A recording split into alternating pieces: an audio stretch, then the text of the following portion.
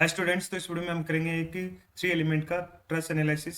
Screen पे आपके पास एक क्वेश्चन दिया गया है जिसमें आप देख सकते हैं कि एक तीन एलिमेंट का वाइड ट्रस है, जिसमें आप देख सकते हैं कि जो एलिमेंट का जो नोड 2 और 3 4 फिक्स है, और एलिमेंट 1 पे डाउनवर्ड पे 10,000 न्यूटन फोर्स लग रहा है, और एंगल दे रखा है 45 डिग्री और 45 डिग्री। ई की वैल्यू दे रखी है हमारे पास यहाँ पे 30 इंटू 10 की पावर 6 पास्कल, और जो लेंथ दे रखी है एलिमेंट्स की वो दे रखी है 10 मीटर। मतलब 1 से 2 जो हमारा नोड है उसके बीच की लेंथ है 10 मीटर, और 1 से लेके 4 वाली है 10, और 1 से 3 की हमको पाइथागोरस से निकालनी है, तो हम वो निकालेंगे, वो कुछ 14.14 आएगी। ठीक है, तो आप ये क्वेश्चन देख सकते हो। तो इसको हम मैनुअली भी कर सकते हैं, मैनुअली भी मैं आपको दिखाऊंगा स्क्रीन पे साथ साथ में कि हम इसको मैनुअली कैसे करते हैं। पर एबेकस में हम इसको कैसे करते हैं वो आज मैं आपको यहाँ पे बताने जा रहा हूँ कि सेम क्वेश्चन जो हम मैनुअली करते हैं वो एबेकस में कैसे करते हैं। क्योंकि सॉफ्टवेयर इसीलिए होते हैं कि हम जो मैनुअली करते हैं उसमें जैसे जैसे चीजें कॉम्प्लेक्स होती जाती है फिर वो हमसे सोल्व नहीं हो पाता या ज्यादा टाइम लेता है, उसको हम सॉफ्टवेयर की हेल्प से इजीली और कम टाइम में सोल्व कर पाते हैं। ठीक है, तो इस तरह का एक हमारे पास ट्रस दिया हुआ है जिसमें 3 वायर हैं जो कनेक्टेड है और फिक्स्ड एंड है, मतलब जिस पे जो नोड 1 है उस पे 10,000 जो न्यूटन फोर्स है वो डाउनवर्ड लग रहा है। ठीक है, तो इसलिए हम कह सकते हैं कि जो नोड 1 पे हम कह सकते हैं कि एक्स पे जो फोर्स है वो 0 है, और वाई पे है -10,000। और हमको पता है कि जब हम इस तरह का क्वेश्चन सोल्व करते हैं तो हम जो स्टिफनेस मैट्रिक्स 2D एलिमेंट के लिए जो फॉर्मूला लगाते हैं, ठीक है, स्टिफनेस मैट्रिक्स, तो अगर हमारे पास एंगल दिया हो तो हम सीधा ही E/L C square C S minus C square minus C S S square minus C S minus S square minus C square minus C square C S minus C S minus S square C S square वाली matrix लगा देते हैं। पर बहुत से question होते हैं जिसमें हमारे पास एंगल नहीं दिया होता है, तो उसमें ये ही एक वर्जन होता है L² L M - L² - L M M square minus L M minus M square minus L square minus L M L square L M minus L M minus M square L M और M square. L हमारे क्या होता है, जैसे जो node दे रखा है 1 से 2 नोड के बीच में जो कोऑर्डिनेट्स है x2 माइनस x1/L, ये हमारे एक तरह से कोस हो गया जो यहाँ पे c है। ठीक है, इसी तरह m है वो हमारा हो जाएगा y2 से y1 हो जाएगा, और यहाँ पे ये अपॉन l हो जाएगा, जो इनके बीच की जो आप देख सकते हो 10 मीटर लेंथ दी हुई है, ये साइन है। ठीक है, इस तरह से ये चेंज होते जाएंगे, जैसे 1 से 3 के बीच में जो हमारी l है वो 14.14 कुछ हो जाएगी, और जो कोऑर्डिनेट्स है वो भी चेंज हो जाएंगे। ठीक है, तो जहाँ पे एंगल नहीं दिए होते हैं उस कंडीशन में होते हैं, अदरवाइज हम इसको सीधे इस वाले फॉर्मूले से कर सकते हैं। ठीक है, अब आप क्वेश्चन को ध्यान से देखिए और आप देखिए कि इसके कोऑर्डिनेट्स क्या होंगे। ठीक है, तो नोड 1 पे जो हमारे कोऑर्डिनेट होंगे वो होंगे 0,0, और नोड 2 पे जो आप देखोगे वो कोऑर्डिनेट हो जाएंगे हमारे, क्योंकि एक्स में ही है तो ये हो जाएगा 10, और वाई में कुछ है नहीं तो ये हो जाएगा 0। नोड 3 के जो कोऑर्डिनेट होंगे वो हमारे कितने होंगे, वो हो जाएंगे, आप देखोगे इधर ऊपर भी 10 है और इधर एक्स में भी 10 है, तो ये हो जाएंगे हमारे 10,10, और जो नोड 4 के जो कोऑर्डिनेट हो जाएंगे वो हो जाएंगे हमारे 0,10। ठीक है, तो इस तरह से हम कोऑर्डिनेट डिफाइन कर लेंगे। तो आप देख सकते हो ये हमारे कोऑर्डिनेट्स हो गए। तो शुरू करते हैं। तो सबसे पहले हम इसमें एबेकस में पार्ट में जाएंगे और यहाँ पे क्लिक करेंगे, यहाँ पे क्रिएट पार्ट पे जाएंगे, और क्योंकि हम 2D ले रहे हैं तो हम इस पे क्लिक करेंगे 2D, और वायर ले रहे हैं तो यहाँ पे हम क्लिक करेंगे वायर पे। ठीक है, कंटिन्यू। तो ये हमारे पास ऐसा इंटरफेरेंस आ जाएगा, और अब हम इस पे क्रिएट करेंगे। ठीक है, तो सबसे पहले पॉइंट के जो कोऑर्डिनेट मैंने आपको बताए कि 0,0 लेंगे। ठीक है, उसके बाद दूसरा कोऑर्डिनेट होगा हमारा 10,0। ठीक है, तीसरा कोऑर्डिनेट है हमारा 10,10, और चौथा कोऑर्डिनेट है हमारा 0,10। ठीक है, ये हमारे कोऑर्डिनेट्स हो गए। अब इस ये यहाँ से हमने क्रिएट आइसोलेटेड पॉइंट्स हो गया। इसके बाद हम जो क्रिएट लाइंस, तो लाइन को आपस में कनेक्ट जो इस डायग्राम में दी हुई है इस तरह से हम कर देंगे। ठीक है, तो इस पर क्लिक करेंगे तो ये देखो हमारा ये एलिमेंट 1 है, यहाँ से यहाँ तक कनेक्ट है। ठीक है, फिर स्केप दबा देंगे, फिर वापस यहाँ पे क्लिक करके फिर यहाँ से वापस यहाँ पे क्लिक कर देंगे, ये हमारा एलिमेंट जो जगह 2 हो जाएगा, और ये हमारे जो ये है हमारी क्या नोड 1 और 3 कनेक्ट हो जाएगी, और इसके बाद हम 1 और 4 को कनेक्ट कर देंगे और स्केप दबा देंगे। ठीक है, तो ये हमारा जो हो गया, और अब इसमें हम डन कर देंगे। तो इस तरह का इंटरफेरेंस आप देखो जैसा हमारा डायग्राम है वैसा कुछ आपको दिख सकता है। ठीक है, ये हो गया हमारा पार्ट का। आप डायग्राम से इसको मैच कर सकते हो। ठीक है, तो ये हमारे यहाँ पे आप देखोगे ये हमारा नोड 1 है, ये इधर हमारा नोड 2 है, और ये हमारा नोड 3 है, और ये हमारा नोड 4 है, और ये जो लाइन है ये हमारी जो एलिमेंट है 1 हो गया, ये हमारा एलिमेंट 2 हो गया, और ये हमारा एलिमेंट 3 हो गया, जैसा आप मैनुअली हमने जो सोल्व किया उसमें देख सकते हैं। ठीक है, तो ये हमारे एलिमेंट भी हो गए, उसमें आप देखोगे 3 एलिमेंट है और चार चार नोड है। ठीक, अब पार्ट के बाद हम आते हैं इसमें प्रॉपर्टी पे। ठीक है, प्रॉपर्टी में सबसे पहले जो मटेरियल की प्रॉपर्टी होगी, क्रिएट मटेरियल पे हम क्लिक करेंगे। तो क्रिएट मटेरियल पे क्लिक किया, उसके बाद हम मैकेनिकल में जाएंगे, फिर उसके बाद हम इलास्टिक में जाएंगे, फिर इलास्टिक में वापस इलास्टिक पे क्लिक करेंगे तो हमसे ये यंग्स मॉडुलस पूछेगा। तो यंग्स मॉडुलस आप देखोगे तो आपको दिया गया है 30 ई 6। तो यहाँ पे 30 इंटू 10⁶ दिया है, तो E6 का मतलब यहाँ पे 10⁶ होता है। ठीक है, और ये पास्कल में हमको कोई दिक्कत नहीं है। अगर अगर ये मान लो अलग वैल्यू होती तो इसको हम कन्वर्ट करते हैं, जैसे मेगा पास्कल में होती तो हम उसको पास्कल में कन्वर्ट करते हैं, गीगा पास्कल होती तो हम उसको पास्कल में कन्वर्ट करते हैं। मेगा पास्कल के लिए 10⁶ होती है और गीगा पास्कल के लिए 10⁹ होती है। ठीक है, तो एक तरह से E6 हो गया और एक या E9 हो जाता है। ठीक है, पोजिशन रेशियो हमारा दिया हुआ है 0.3। ठीक है, ये ओके। ठीक है, ये हो गई हमारी प्रॉपर्टी। उसके बाद आता है हमारे पास क्रिएट सेक्शन। क्रिएट सेक्शन में हम इस पे क्लिक करेंगे बीम पे। बीम के बाद यहाँ पे देखो हम यहाँ पे क्लिक करेंगे ट्रस पे, और फिर हम इसको कंटिन्यू कर देंगे। ठीक है, और ये हमसे क्रॉस सेक्शनल एरिया पूछेगा। क्रॉस सेक्शनल एरिया आप देखोगे तो आपको यहाँ पे दिया हुआ है 2 मीटर। ठीक है, तो ये हमारा यहाँ पे क्रॉस सेक्शनल एरिया हो जाएगा, तो और इस पर हम क्लिक कर देंगे तो ये हमारा हो गया क्रॉस सेक्शनल एरिया, ये हमारा हो गया। उसके बाद आएंगे हम असाइन सेक्शन। असाइन सेक्शन पे क्लिक करेंगे और इसको पूरे को सिलेक्ट कर लेंगे। ठीक है, और यहाँ पे देखो डन पे क्लिक कर देंगे और फिर ओके और फिर ये डन। तो ये हो गया हमारा प्रॉपर्टी वाला पार्ट। इसके बाद हम आएंगे इस पे असेंबली में। असेंबली में आपको कुछ नहीं करना, बाय डिफॉल्ट करना, तो क्रिएट इंस्टेंस पे क्लिक करेंगे और ये हमारा पार्ट है, बाकी उसको डिपेंडेंट है ये यहाँ पे, तो डिफॉल्ट सेटिंग होती है उसमें नॉर्मली यही है। तो आप इसमें देख सकते हो कि auto parts dependent mess on part, ये वाली चीज़ें अपनी बाय डिफॉल्ट सेट हो, और उस पर ओके क्लिक कर देंगे। तो ये हमारी हो गई एक तरह से असेंबली। उसके बाद आएंगे हम स्टेप पे। स्टेप में भी आपको बाय डिफॉल्ट जो सेटिंग होती है उसी पे क्लिक करना है, फिर भी आपको ध्यान रखना कि जो ये है इनिशियल है, उसके बाद स्टैटिक जनरल है, और उस पर हम कंटिन्यू कर देंगे और फिर जो भी आएगा उसको भी बाय डिफॉल्ट ओके कर देंगे। तो ये हमारी स्टेप भी हो गई। अब जो इम्पोर्टेंट पार्ट आता है वो आता है लोड। तो इसको आपको थोड़ा सा ध्यान से देखना होगा कि लोड हम कैसे लगाते हैं, और यही इंपॉर्टेंट चीज़ होती है। ठीक है, तो सबसे पहले हम यहाँ पे देखो क्रिएट लोड पे क्लिक करेंगे। क्रिएट लोड पे क्लिक करेंगे, अब आपको देखना होगा कि जो हमारा जो फोर्स लग रहा है, आप देखोगे कि हमारा जो फोर्स है वो डाउनवर्ड है।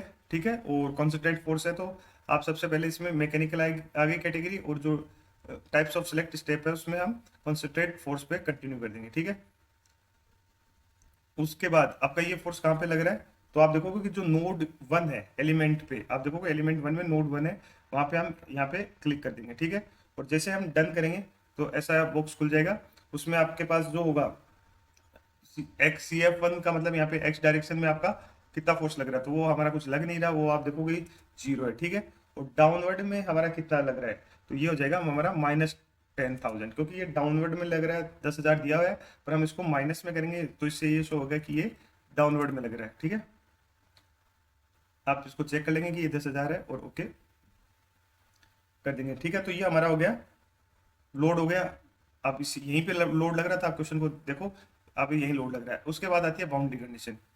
ठीक है, बाउंड्री कंडीशन में आप देखोगे कि जो बाउंड्री कंडीशन है हमारी, क्योंकि ये 3 एंड फिक्स है, तो एक तरह से 3 एंड फिक्स्ड है, और हम डिस्प्लेसमेंट या जो रोटेशन है वो निकाल रहे हैं, तो बेसिकली हम डिस्प्लेसमेंट निकालें, तो ये ऑप्शन है, तो यहाँ पे हम डिस्प्लेसमेंट पे क्लिक कर देंगे और फिर कंटिन्यू करेंगे। ठीक है, अब देखो यहाँ पे बाउंड्री कंडीशन के लिए आपको इस पे ये फिक्स एंड है, यहाँ पे क्लिक करेंगे और फिर शिफ्ट दबा के कंटिन्यू इस पे भी क्लिक कर देंगे और फिर इस पे भी क्लिक कर देंगे और फिर ये, तो इस तरह से हमारे तीनों लग गए, जो हो गई बाउंड्री कंडीशन हो गई, 3 डॉट आ गए, आप देख सकते हो रेड कलर से। ठीक है, तो इस तरह से हम इस पे क्लिक कर देंगे और फिर ऐसे हम डन करेंगे, तो फिर हमारे पास यहाँ पे बॉक्स खुल जाएगा। अब देखोगे कि तीनों एंड फिक्स्ड है ना, और फिक्स्ड एंड में ना तो एक्स में डिस्प्लेसमेंट हो रहा है ना वाई में हो रहा है, तो यहाँ पे हम U1 और U2 पे क्लिक करेंगे तो ये 0 आ जाएगा बाय डिफॉल्ट, तो इसको 0 ही रहने देंगे और फिर हम इस पे ओके कर देंगे। तो इस तरह से हमारी जो बाउंड्री कंडीशन है वो नोड 2, 3 और 4 पे हमारी बाउंड्री कंडीशन लग जाएगी। 0 0 है, जो U1 U2 आया, आपने देखा कि जो बॉक्स आया उसमें आपने U1 और U2 है जो यहाँ पे वो 0 0 कर दिया, ठीक है। तो ये हमारी एक तरह से लोड जो है उसमें बाउंड्री कंडीशन लग गई। अब इसके बाद में हम आएंगे मैश में, और मैश में क्लिक करेंगे, और मैश में सबसे पहले देखो ये जो हेडलाइन है इसमें ऑब्जेक्ट असेंबली है, असेंबली की बजाय हम यहाँ पे पार्ट पे क्लिक करेंगे। अगर हम पार्ट पे क्लिक नहीं करते हैं तो जैसे हम ऐसे ही कुछ करेंगे तो ऐसा एरर दिखा देगा। तो सबसे पहले हम यहाँ पे हेडर में जो है यहाँ पे पार्ट, इसमें पार्ट पे क्लिक करेंगे, ठीक है। तो जैसे हम पार्ट पे क्लिक करेंगे उसके बाद ये हमारा प्रोसेस आगे बढ़ेगा, ठीक है। तो सबसे पहले इसमें करते हैं हम सीड पार्ट। सीड पार्ट पे हमारे पास ये जो ग्लोबल साइज डाटा वगैरह ये आ जाएगी, तो हम इसको बाय डिफॉल्ट इसमें ये रहने देते हैं, ठीक है। ये 1.4 है, 0.1 है, ठीक है। तो इसको ऐसे ही रहने देते हैं। तो ये हो गया हमारा सीड पार्ट, ठीक है। फिर इसको डन कर देते हैं। उसके बाद ये आता है हमारा सीड एज, इस पर क्लिक करेंगे, ठीक है। और इसमें हमको इसको सिलेक्ट करके और इसको हम डन कर देते हैं। तो ये हमारे इससे चीज़ें पूछेगा। तो आपको इसमें देखो बेसिक्स में बाय साइज बाय नंबर इस तरह से जो चीज़ें होंगी, तो इसमें आपको क्या करना होगा। तो सबसे पहले इसमें देखो जो मेथड है उसको बाई साइज की बजाय हमको क्या करना है, बाई नंबर, ठीक है। बाकी की चीजें वैसी की वैसी रहनी है, और नंबर ऑफ एलिमेंट हमें 1 करना है, ठीक है। नंबर ऑफ एलिमेंट हम 1 करेंगे, ठीक है, क्योंकि वो उस नंबर से लेगा एलिमेंट 1, ठीक है। तो इस तरह से हम इसको ओके कर देंगे, ठीक है। और फिर यहाँ पे हम डन कर देंगे। तो ये हमारा एक तरह से हो जाएगा, सीड एज हो जाएगा। उसके बाद हम आते हैं मैश पार्ट पे। तो हम मैश पार्ट पे क्लिक करेंगे, और यहाँ पे कुछ नहीं करना आपको, बस यस और नो का ऑप्शन आएगा तो आप यस पे क्लिक कर देंगे। तो ये आपका हो जाएगा मैश पार्ट, ठीक है। उसके बाद हमारे पास जो अगला ऑप्शन आता है वो आता है असाइन एलिमेंट टाइप। इस पर क्लिक करेंगे, ठीक है। और इसको असाइन एलिमेंट को सारे को सिलेक्ट करेंगे और डन करेंगे, तो हमारे पास एक ऐसे बॉक्स खुलेगा, ठीक है। तो इसमें आप एलिमेंट लाइब्रेरी को स्टैंडर्ड ही रखेंगे, ज्योमेट्रिक ऑर्डर है वो लीनियर है, पर यहाँ पे जो फैमिली है इसमें आप नीचे जाओगे तो आपको ये ट्रस्ट करना है, ठीक है। इस तरह से हम ट्रस्ट पे करेंगे, और बाकी की चीज़ें ऐसी की ऐसी रखेंगे और ओके कर देंगे। तो ये हमारा हो जाएगा मैश पार्ट, और लास्ट में इसमें हम कर देंगे डन। तो इस तरह से हमें जो मैश की स्टेप है, जैसे सबसे पहले हमने सीड पार्ट कर दिया, हम पहले कोई सा भी कर सकते हैं, इतना कोई खास फर्क नहीं पड़ता है। सीड एज कर दिया, फिर मैश पार्ट कर दिया, और ये असाइन एलिमेंट टाइप कर दिया। और भी बहुत सी ये बॉक्स दिए हैं, पर ये क्वेश्चन टू क्वेश्चन वेरी करते हैं कौन सी चीज़ कौन से क्वेश्चन में काम में आती है। तो ये हमारे ट्रस्ट के लिए था, ठीक है। उसके बाद हमारा लगभग काम खत्म हो गया, हम आएंगे जॉब पे, ठीक है। जॉब पे आएंगे, और जैसे जॉब पे आएंगे तो एक तरह से ये हमारे पास ये इस पे क्रिएट जॉब आ जाएगा, ठीक है। और इस पर हम क्लिक करेंगे, ठीक है। तो जॉब 1 और इसे कंटिन्यू करेंगे, और इसको बाय डिफॉल्ट ओके कर देंगे, ठीक है। ये हमारा जॉब हो गया, ठीक है। अब हम इसको सबमिट कर देंगे, ये सबमिट कर देंगे और ये इसको ओके कर देंगे, ठीक है। तो आपका जो एनालिसिस है वो, अगर आपने सब चीज़ें सही की हैं तो आपका जो स्टेटस है वो कंप्लीटेड आ जाएगा, और अगर कुछ गड़बड़ हो गई तो फिर वो अबाउटेड आ जाएगा। तो देखते हैं हमारा क्या आता है इसमें। हमने सारी चीज़ें सही की है लगभग, और देखते हैं। तो इसमें नीचे आ रहा है सक्सेसफुली, तो हमें लगता है कि हमारा स्टेटस कंप्लीट हो जाएगा। तो आप देखोगे हमने ये जॉब कर ली, ठीक है। और उसके बाद हमने सबमिट किया, और अब हम इस पर रिजल्ट पे क्लिक करेंगे, तो हमारे पास ऐसा कुछ रिजल्ट आ जाएगा, ठीक है। अब रिजल्ट को हम विजुलाइज का यहाँ पे देखो ऑप्शन आता है, जैसे इसमें जॉब के बाद सीधा ये विजुलाइजेशन खुल जाएगा। और विजुलाइजेशन में देखो ये वाला जो पार्ट है प्लॉट कंट्रोल्स ऑन डिफॉर्म्स है, इस पर क्लिक करेंगे तो ये हमारे पास जो डाटा आ जाएंगे। अब आपने जो क्वेश्चन किए हैं, देखो आप फिर से देखो हम इस क्वेश्चन को कैसे करते हैं। हम क्या करते हैं कि जो मैट्रिक्स दी गई स्टिफनेस मैट्रिक्स है, तो जैसे 4 एलिमेंट 1 के लिए आपने लेंथ 1 ली 10 मीटर ली, उसके बाद जो एंगल थीटा था वो 0 था एलिमेंट के लिए, तो साइन थीटा 0 0 होता है, कोस थीटा 0 1 होता है, और ए ई अपॉन एल है इसको पुट किया, और इस तरह से हमने K1 निकाला 4 एलिमेंट 1 के लिए। सेम टू सेम 4 एलिमेंट 2 के लिए K2 निकालेंगे, पर इसमें लेंथ है वो, क्योंकि हमारा हाइपोटेनस हो जाएगा तो 10 स्क्वायर प्लस 10 स्क्वायर का अंडर रूट करेंगे, तो जब सोल्व करेंगे तो ये 14.14 आ जाएगा। तो हमारा जो L2 है वो 14.14 हो जाएगा, और एंगल आपको दे रखा है इसलिए हम थीटा 45 ले लेंगे, और साइन 45 1 अपॉन रूट 2 होता है, और कोस 45 होता है 1 अपॉन रूट 2, ठीक है। वही सेम K2 वो हो जाएगा ए ई अपॉन एल, तो ये 2 इंटू 13 टू 10 की पावर 6, एल हमारा 14.14 है। जब इसको सोल्व वगैरह करेंगे तो ये ये जो हो जाएगा 4.24 इंटू 10⁶ हो जाएगा। तो इसको इस तरह से, ठीक है। इसी तरह फॉर एलिमेंट 3 के लिए कर देंगे, तो हमारे पास वो ये लेंथ 10 मीटर है, एंगल थीटा 90 डिग्री है, और K3 को हम जब सोल्व करेंगे तो इस तरह से हमारे पास 3 मैट्रिक्स बन जाएंगी, ठीक है।